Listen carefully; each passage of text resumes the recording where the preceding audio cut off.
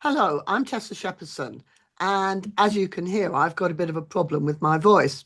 But I thought it was about time I did one of my little updating videos, letting you know what I'm doing, updating Landlord Law, preparatory to the coming into force of the Renters' Rights Act 2025 on the 1st of May, which is getting closer. So I have done a fair amount of work. In my last video, I talked about an online course that I was developing. Well, that has now been completed and it's available to Landlord Law members who get access to the index, so who get access to all parts immediately. It's also available to non-members who can sign up and will get dripped the different parts via a series of emails, but you won't get access to the index unless you sign up for Landlord Law, because that's Landlord Law members only. So I have now more or less completed updating the frequently asked questions, which means that for a lot of the frequently asked questions, there's two versions. There's a pre-Renters' Rights Act version and there's a post-Renters' Rights Act version, and the pre one has a link to the post one, so you can see what the law will be after May. I've also been doing quite a bit of preparation for the training webinar that I've got on the 19th of February. Hopefully my voice will come back again by then, where I'm going to be talking about end of tenancy issues and new rules about eviction.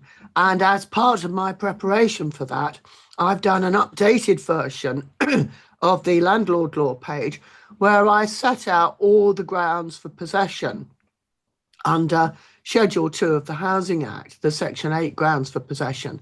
And there are an awful lot of new grounds for possession that will come into effect on the 1st of May. But I suspect that most of the new grounds won't really be helpful for you.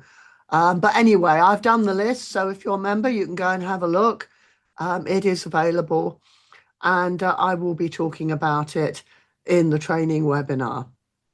I've also started updating the articles.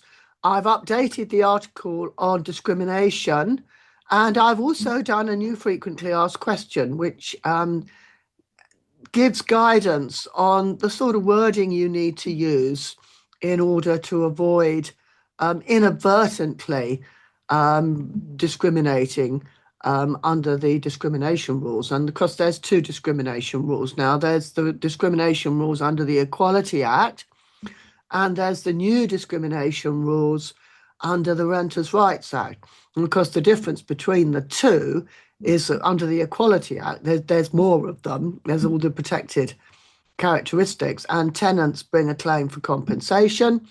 Under the Renters' Rights Act, it's just about benefit and tenants with applicants with children, and that is punished by the local authority issuing a civil penalty notice for a fine. So they are different, but you need to comply with them both, because I'm sure you won't want either of the penalties.